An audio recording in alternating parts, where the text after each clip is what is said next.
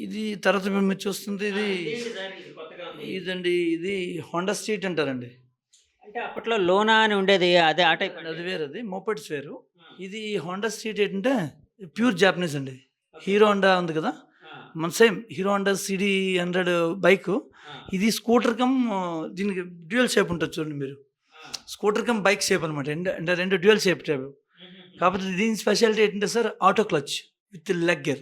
Auto క్లచ్చా? బాగా గుర్తుపెట్టుకోండి. ఆటో గేర్ అంటే యాక్సిలరేటర్ ఇస్తే గేర్ ఆటోమేటిక్‌గా సెంట్రిఫ్యూగల్ షిఫ్ట్ అయిపోతుందండి. ఓకే. ఇది అలా షిఫ్ట్ అవ్వదు. బట్ ఇది రోటరీ గేర్ అని స్పెషల్ గేర్ బాక్స్ ఉంటుందండి. చూడండి ఫర్ ఎగ్జాంపుల్ మీరు మామూలుగా మన బైక్ అయితే ఫస్ట్, సెకండ్, థర్డ్, ఫోర్త్ మళ్ళీ వెనక్కే రావాలి కదా! దీనికి రావసరం లేదు. మళ్ళీ ముందుకు వెళ్తే 0 అయిపోతుంది. ఓకే. ఓకే. అలా కాకుండా వెనక్కి వచ్చారనుకోండి, వెనక్కి వస్తే 1, 2, 3, 4 మళ్ళీ 0 అయిపోతుందండి. Okay. Okay. Okay. Rotary gear అంటే ఈ గేర్ బాక్స్‌కి స్టాప్ ఓవర్ ఉండదు. మీకు అలా తిరుగుతూనే ఉంటాయి. వెనక్కి గాని, ముందుకు గాని తిరుగుతూనే ఉంటుంది. మన బాల్ పెన్ లాగా. ఓకే. సేమ్ అదే స్పెషల్ అండి. ఇది అంటే అప్పట్లోనే ఫ్యామిలీ వెళ్ళడానికి బాగుండేదండి యూత్‌కా? ఫ్యామిలీ వెళ్ళటానికి బాగుంటది. కాకపోతే చిన్నదండి 100 సీసీ కదా! 100 సీసీ వల్ల పెద్ద టార్క్ ఏమి ఉండదు. బట్ గేర్ బాక్స్ కాంప్లికేషన్స్ వస్తాయని ప్రొడక్షన్ ఆఫీసర్. ఎంతండి ఇది? దీని ప్రైస్? ఆల్మోస్ట్ 9000 అప్రాక్సిమేట్‌గా 9000 అలా అప్రాక్సిమేట్లీ. ఉండేది. అంతే అండి. ఓకే. ఇది ఎప్పుడు సార్? ఏ ఇయర్? ఇది 1986 అండి. 1986. అవును. దీన్ని ఏమంటారు సార్ ఈ బైక్‌ని? Honda street. Honda street. అవునండి. హోండా కంపెనీ వాళ్ళదండి? Hero Honda. హీరో హోండా వాళ్ళదా? Hero Honda. అంటే హీరో కొలాబరేషన్ విత్ హోండా. అదే అండి. అదే. ఓకే. ఓకే. సరే దీని తర్వాత ఇంకేంటి సార్ బైక్స్ ఇంకా ఏమున్నాయి? స్కూటర్సా? ఓకే. సార్ నెక్స్ట్ ఇప్పుడు వరకు అవి ఇండ్ సుజుకి ఇవన్నీ చూసాం కదా! దీని తర్వాత నెక్స్ట్ ఉన్న వెహికల్ ఏంటండి? నెక్స్ట్ వచ్చిన వెహికల్? ఈ వెర్షన్ మోపెడ్స్ ఇవి. మోపెడ్. మోపెడ్స్ వెర్షన్ వస్తది. ఇది ఎన్ఫీల్డ్ రాయల్ ఎన్ఫీల్డ్ ఉంది కదండీ! వాళ్ళదే 50 CC vehicle. But auto clutch with hand gear అండి. Hand gear. Hand gear. Auto clutch. మీకు ఓకే. క్లచ్ ఆటోమేటిక్ మారిపోతుంది. బట్ గేర్ మాత్రం మాన్యువల్ షిఫ్ట్ చేయాలి. అంటే అప్పటి వరకు వేరే వాటికి ఈ విధంగా ఉండేది ఈ కాదా? విధంగా ఉండేది కదండీ. క్లచ్ ఆటో క్లచ్ ఉండేది కాదు. ఓకే. ఓన్లీ క్లచ్ నొక్కి గేర్ ఎయ్యాలి. ఓకే. దీనికి అలా కాదు. ఇది బ్రేక్స్ 2 బ్రేక్స్. ఆ! ఈ 2 బ్రేక్స్ బట్ ఇదండి ఇది clutch hand gear. Okay. First, second, third 3 sir gears. వీటి నుంచి ఇన్‌స్పైర్ అయ్యే లోనా తీసుకొని వచ్చారా? లూనా వేరండి. అది వేరే లోనా దానికి మళ్ళీ వేరా? Specific design. ఇది లూనా మీరు చూస్తున్నారు కదా! ఇది. ఇది లోనా. ఇది ఓకే. లూనా. లూనా ఏదంటే సెంట్రిఫ్యూగల్ ఇదండి. మామూలుగా ఇనీషియల్‌గా మీకు తొక్కుకుంటూ వెళ్ళిపోతే మామూలుగా ఇంజిన్ కనెక్టివిటీ అవుతుంటది తోసుకొని వెళ్ళినా. ఆ! మీరు కంప్రెషన్ వీక్ చేసి స్టార్ట్ చేయాలి. Okay. Okay. Okay. Compression week చేయాలి. చిన్నప్పుడు నేను నేర్చుకుంది లోనానే అండి. షూర్ అండి. కంప్రెషన్ వీక్ చేయాలి. 50 చాలామంది నేనే కదా ఎంతమంది.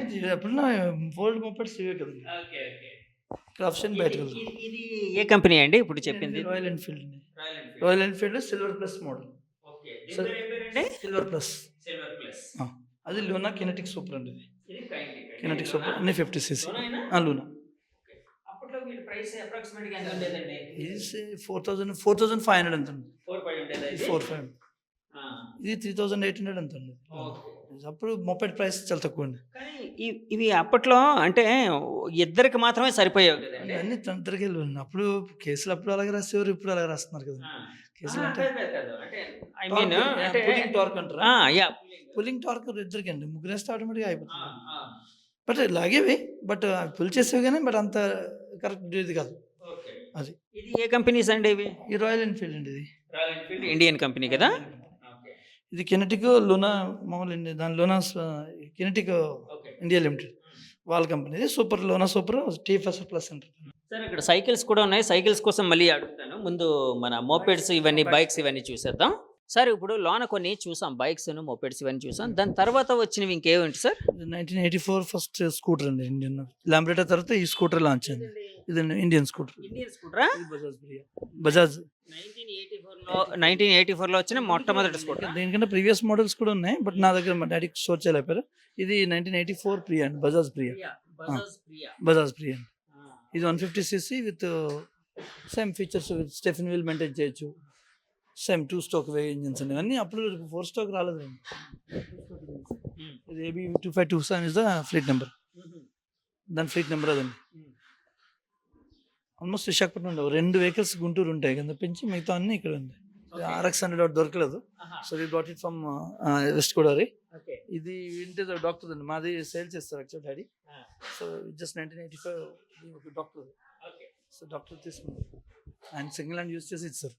సార్ ఇదేంటి సార్ ఈ స్కూటర్ ఏదో వెరైటీగా ఉంది? ఇది 1963 విజయ్ పుష్పక్ అండి. ల్యాంబ్రెటా తర్వాత వచ్చిన మోడల్స్ ఇవి. విజయ్ పుష్పక 1963 రిజిస్ట్రేషన్, బట్ ఇట్స్ పాపులర్గా వచ్చింది 1975, 72 తర్వాత పాపులర్ అయింది. ఎందుకంటే ఫెయిల్యూర్స్ ఉండేవి ఎక్కువ, అందుకని నేను ప్రిఫర్ చేయలేదు దీనికి. ఇది ఏ కంపెనీ అండి? మన ఇండియన్ కంపెనీ నేను ఇండియన్ కంపెనీ, ట్రూ ఇండియన్. అంటే ల్యాంబ్రెటా తర్వాత సేమ్ ప్రొడక్ట్ చేసింది ఇది విజయ్ పుష్పక్ అండి. కెమెరామెన్ గారు ఒకసారి చూపించండి దీన్ని. విజయ్ పుష్పక్ ఇది 1974 అండి ఇది. రిజిస్ట్రేషన్ ఎప్పుడు? ఇది రిజిస్ట్రేషన్ ఎప్పుడుదండి? 1964 రిజిస్ట్రేషన్ అండి యాక్చువల్గా. 1964, but vehicle is modern. The old fleet number వచ్చింది. ఓకే అండి. ఇది సార్ దీని మైలేజ్ ఎలా వచ్చేది అప్పట్లో? సేమ్ అన్నీ నాట్ మోర్ దాన్ 25 కిలోమీటర్స్ అండి. 25 కిలోమీటర్ల కంటే ఏది ఎక్కువ వచ్చేది కదండి అప్పుడు. అవి వస్తే చాలా ఎక్కువ. దీని ప్రైస్ ఎంత? ఇది 4300 అంతండి. Indian products, Indian product. Sir దాని తర్వాత ఏంటండి ఇంకా నెక్స్ట్? 1985 లాంచ్ అయింది ఇది అండి. హీరో హోండా CD100, మన Honda company with hero collaboration. CD100 is a model. Okay, ఇది మన టీవీఎస్ 50 XL అండి. మోపెడ్ 2300 అంతా ఉండేది కాస్ట్. 1996 చేతక్ అండి, Bajaj Chetak with electronic ignition అండి. అంటే పాయింట్స్ ఉండే కదా, ఎలక్ట్రానిక్ ఇగ్నిషన్. ఈ 1979 SD. ఏదండి ఇదా? 79. ఈ SD జావా తర్వాత వచ్చిన మోడల్స్ అండి ఇవి. వాటికి వీటికి డిఫరెన్స్ ఏంటంటే అన్ని ఫ్రేమ్ డిజైన్ అన్ని బాగుంటుంది. ఇంజిన్ కౌల్స్ అన్ని కొద్దిగా షార్ప్ ఎడ్జెస్ ఉంటాయండి. ట్యాంక్ కర్వీ ఉంటాయి, ఇవన్నీ షార్ప్ స్క్వేర్గా ఉంటాయి, అంతే difference. Nothing is difference. All frame everything same. ఇది SD అండి. SD అన్నారు కదా, ఇది ఏ కంపెనీ అండి? ఇది ఐడియల్ జావా కంపెనీ అండి. Ideal Jawa SD model, SD class. అంటే జావా అనేది Indian company or foreign company? Jawa is purely foreign company, Czechoslovakian company. Then SD Ideal జావాలో ఇండియా వాళ్ళు తీసుకున్నారండి. ఐడియల్ జావా అని company, Ideal Jawa private limited. ఇది ఎప్పుడైనా నడుపుతూ ఉంటారండి? 1970 స్టార్ట్అప్ అవుతుండేది. ఇక డెమోకి ఇది మోస్ట్లీ వాడుతుంటాను, ఎందుకంటే డ్యూరబుల్గా ఉంది మంచిగా. చూస్తారు స్టార్ట్అప్? ఒకసారి స్టార్ట్ చేయండి సార్. ఓల్డ్ టైప్ కీ అనేది చూసారు కదా, ఇంకా పెద్దదేం కాదు, జస్ట్ పెట్టి కీ చూపించండి. వెరైటీగా ఉంది, కీ వెరైటీగా ఉంది. జస్ట్ మనం ప్రెస్ చేసినప్పుడు స్ప్లిట్ అయ్యి ఒక స్విచ్ క్లోజ్ అవుతుంది అంతే. పివిఎట్ ఉంది కదా, ఓకే, పివిఎట్ వెళ్ళి లోపలికి వెళ్ళి స్ప్లిట్ చేస్తాం. ఒకసారి పెట్టండి. పెట్టి చూడండి, ప్రెస్ చేసి అంటే అయిపోయింది. ప్రెస్సింగ్ అయితే ఓకే ఓకే. ప్లస్ ఇది kick starter come gear lever ఒకటే ఉంటుంది. ఇది kick starter come gear lever ఒకటే. దీనికి కిక్ స్టార్టర్ వేరు, గేర్ లివర్ వేరు కాదు. ఇదే ఇప్పుడు ఇలా ఉంటే ఇది గేర్ లివర్. ప్రెస్ చేసి క్లాక్ వైజ్ తిప్పితే కిక్ స్టార్టర్ అయిపోతుంది.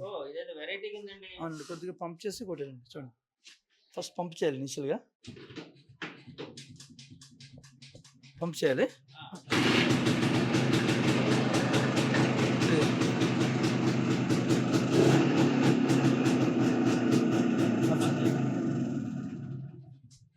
ఓకే సరే, అంటే ఇందులోని యాక్చువల్గా ఇంకా ఏంటండి? Yeah, one element first LML scooter అండి. చేతక్ తర్వాత ఫస్ట్ LML అంటే LML వెస్పా 150 వచ్చింది. దాని తర్వాత అడ్వాన్స్ మోడల్ T5 అంటారండి. ఇది first Indian self start scooter ఇదే అని చెప్పొచ్చు. సెల్ఫ్ స్టార్ట్ ఇంతకు ముందు ఉండేవి కాదు, దీనికి ఒక్కదానికి సెల్ఫ్ స్టార్ట్ ఉందండి. T5 ఇది 1979 డీజిల్ బుల్లెట్ అండి. యాక్చువల్గా ఈ T5 ఎంతకి దొరికేది సెల్ఫ్ స్టార్ట్?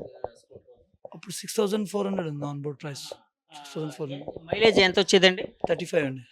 35. స్పీడ్ అండి? Speed almost 80-100 వెళ్ళేదండి.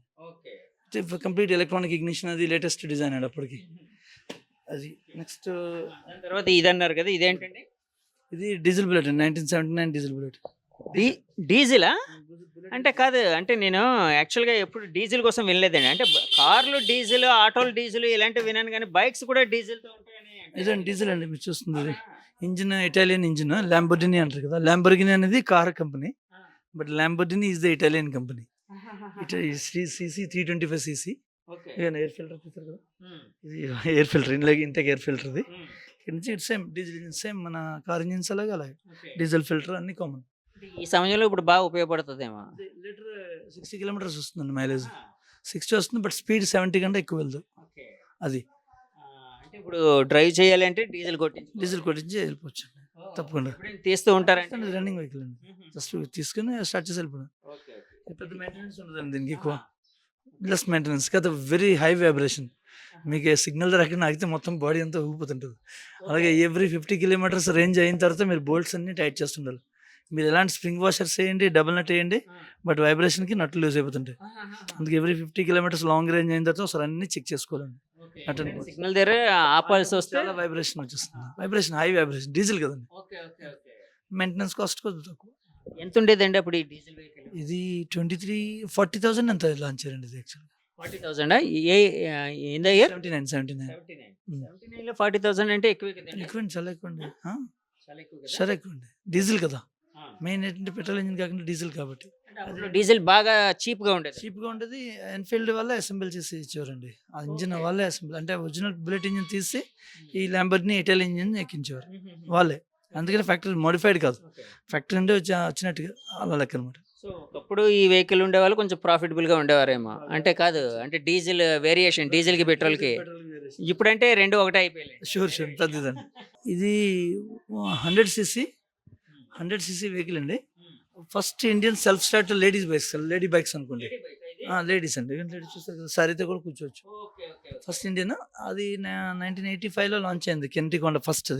అది with kick starter model. Ladies kick start problem వస్తుంది కాబట్టి సెల్ఫ్ స్టార్ట్తో లాంచ్ అయింది 2001. జూమ్ అనే మోడల్, కెనటికొండ జూమ్ అంటారు దీన్ని. జెడ్ఎక్స్ జూమ్ అంటారు. ఎంత ఉండేది సార్ ఇది? ఇది ఆన్ బోర్డ్ ప్రైస్ 5,500 ఎంత ఉంటుంది, తక్కువ అండి. ఇది KB100 అండి, మీరు చూస్తున్నారు కదా. ఏదండి?